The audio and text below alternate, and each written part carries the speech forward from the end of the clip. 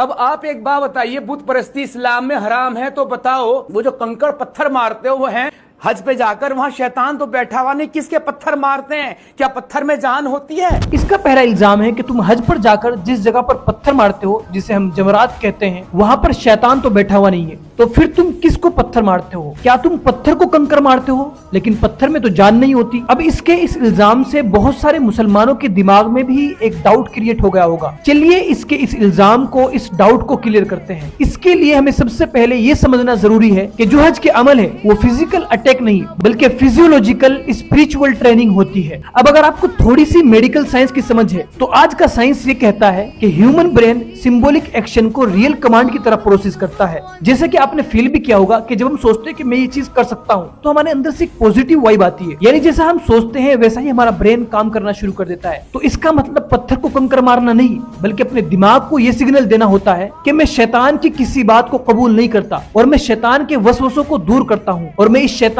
کے بہکائے ہوئے گناہوں سے دور رہوں گا۔ چلو اس کو میں آپ کو ایک اور ایگزامپل سے سمجھاتا ہوں۔ ڈاکٹر ایک انجیکشن دیتا ہے جس کا نام ہوتا ہے پلسیبو، جس کے اندر میڈیسن ہوتی ہی نہیں، لیکن اس انجیکشن کے لگنے کے بعد پیشنٹ اچھا فیل کرتا ہے۔ ایسا کیوں؟ کیونکہ ہیومن برین ایکشن کو ریئلٹی سمجھ لیتا ہے، اور اس بارے میں قرآن کی سورہ حج آیت نمبر 37 میں اللہ تعالیٰ بھی کہتا ہے کہ اللہ تعالیٰ تک نہ تمہاری قربانی کا گوشت پہنچتا ہے اور نہ ہی اس جانور کا خون، بلکہ اس تک تمہارا تقوی پہنچتا ہے۔ یعنی اللہ کے نزدیک سمبل نہیں، انٹینشن اور تقوی امپورٹنٹ ہوتا ہے، اور یہ عمل حضرت ابراہیم علیہ السلام کی سنت ہے۔ جب شیطان نے حضرت ابراہیم علیہ السلام کو اللہ کے حکم سے روکنا چاہا تب حضرت ابراہیم علیہ السلام نے شیطان کی بات کو فزیکلی ریجیکٹ کر دیا، اور آج ہم اس جمرات پر، اس پتھر پر کنکر مار کر اسی ریجیکشن کو ریپیٹ کرتے ہیں۔ تو اسی لیے جو ہم حج پر کنکر مارتے ہیں وہ پتھر کو نہیں لگتی بلکہ وہ ہمارے نفس اور وسوسوں اور شیطان کی سوچ کو لگتی ہے، اور یہ عمل ہمیں سکھاتا ہے گناہوں سے انکار، شیطان سے بغاوت اور اللہ کے حکموں کو اچھی طرح سے ایکسپٹ کرنا۔ اب مجھے امید ہے کہ اس کا یہ الزام اور جو لوگوں کے دماغ میں ایک ڈاؤٹ کریٹ ہوا تھا وہ دور ہو گیا ہوگا۔ اگر یہ ویڈیو آپ کو اچھی لگی تو پلیز اس پیج کو فالو کر کے اس ویڈیو کو شیئر ضرور کریے گا۔